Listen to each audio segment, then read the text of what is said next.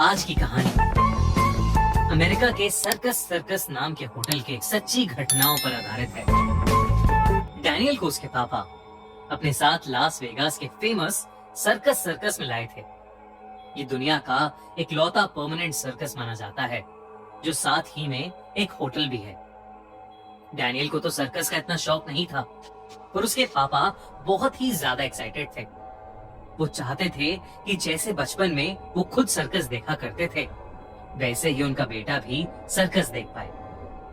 पर Daniel circus में कुछ खास इंटरेस्टेड नहीं था और वो बस अपने पापा का मन रखने के लिए उनके साथ आ गया था।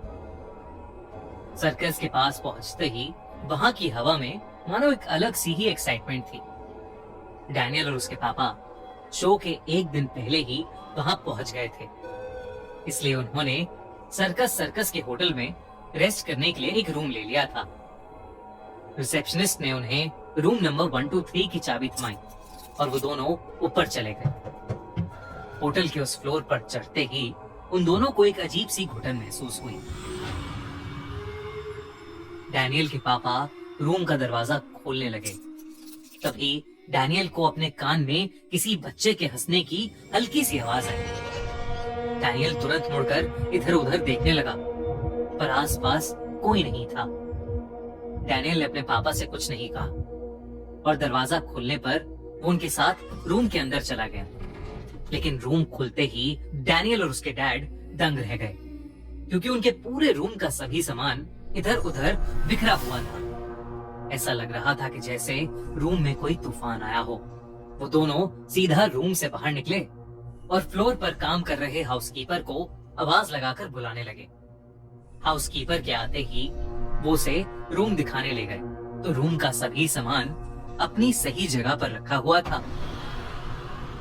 डैनियल और उसके डैड को अपनी आंखों पर विश्वास ही नहीं हो रहा था। अभी कुछ ही देर पहले उन्होंने अपनी आंखों से रूम की बिगड़ी हुई हालत देखी थी, पर अब सब कुछ बिल्कुल सही तरीके से रखा हुआ था। डैनियल के पापा जैसे ही उस हाउसकीपर से थैंक यू कहने के लिए मुड़े, वो हाउसकीपर वहां था ही नहीं, बल्कि वो पूरे कॉरिडोर में कहीं नहीं दिख रहा था।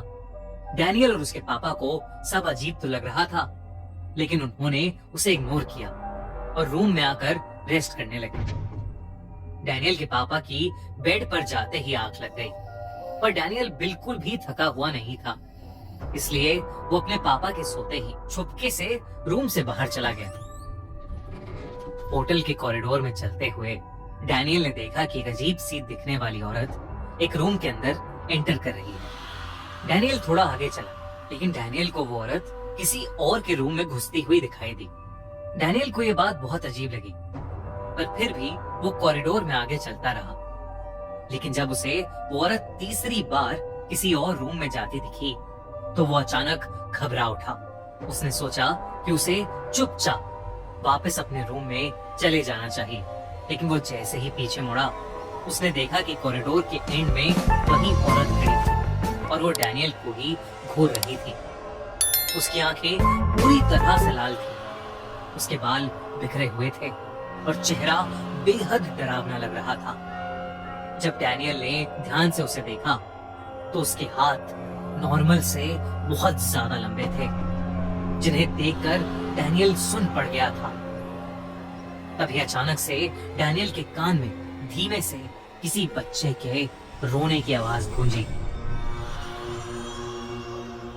दूसरी तरफ रूम में डैनियल के पापा की आंख खुली, तो उन्होंने देखा कि उनके साथ कोई सो रहा है।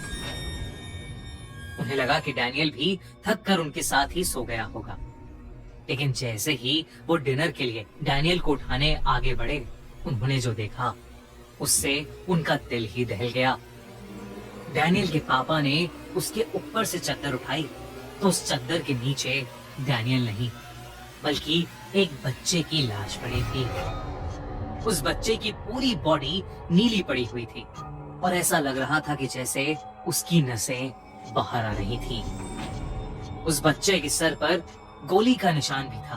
डैनियल के पापा उस बच्चे की बॉडी को देखते ही चीख पड़े कि तभी उस बच्चे की लाश की आंखें खुल गईं। वो देखकर डैनियल के पापा उस रूम से बाहर भागे और डैनियल को ढूंढने की कोशिश करने लगे। वो जोर जोर से डैनियल को आवाज लगाकर पुकारने लगे, पर डैनियल का कोई अता पता ही नहीं था। तभी उस होटल के कॉरिडोर में डैनियल के पापा को वही लंबी हाथ वाली औरत दिखी जो पहले डैनियल को दिखी थी। वो डैनियल के पापा को बहुत ही गुस्से भरी आंखों से देख रही थी। डैनियल के पापा तो उस औरत को देखकर ही कांप उठे थे। अचानक ही उस औरत के हाथ लंबे हो गए और उसने डैनियल के पापा की गर्दन पकड़ ली और उन्हें हवा में उठा लिया। उस औरत ने डैनियल के पापा पर चीखते हुए पूछा, मेरे बच्चे को क्यों मारा? डैनियल के पापा उसे देखते देखते बेहोश हो गए। जब उनकी आंख खुली तो वो अपने ही रूम में थे और उठते ही उन्होंने देखा कि जमीन पर डैनियल लेटा हुआ था। डैनियल के पापा तेजी से उसके पास गए तो उन्होंने देखा कि डैनियल सांसें नहीं ले रहा है। डैनियल के पापा को कुछ भी समझ नहीं आ रहा था कि तभी उनकी नजर सामने की तरफ पड़ी। वहां वही औरत उस बच्चे के साथ खड़ी थी जिसकी लाश डैनियल के पापा ने अपने बिस्तर में देखी थी। अगली सुबह हाउसकीपर के बार बार नॉक करने पर भी किसी ने जब दरवाजा नहीं खोला तो होटल के स्टाफ ने उस रूम का दरवाजा तोड़ दिया और रूम के अंदर से डैनियल और उसके पापा को बेहोशी की हालत में पाया गया। उन्हें फौरन हॉस्पिटल एडमिट किया गया, जहां वो दोनों होश में आए और उन्होंने अपने साथ हुआ पूरा किस्सा सबको बताया। तब उन्हें पता चला कि सर्कस होटल हॉन्टेड है और कुछ सालों पहले रूम नंबर 123 में सर्कस में काम करने वाले एक माँ और बेटा रहते थे, जिनकी एक दिन सर्कस के बाद कुछ गुंडों से बहस हो गई और उन गुंडों ने गुस्से में आकर उन माँ बेटे को गोलियों से मार डाला। वो औरत उस दिन अपना सर्कस का लंबे हाथों वाला कॉस्ट्यूम भी नहीं उतार पाई थी और तब से वो वैसे ही उस होटल में भटकती है और सर्कस होटल को हॉन्टेड माना जाता है। वो औरत और उसका बच्चा हर किसी को अपनी मौत का दोषी मानते हैं और हो न हो डैनियल और उसके पापा का सामना भी उन्हीं से हुआ था।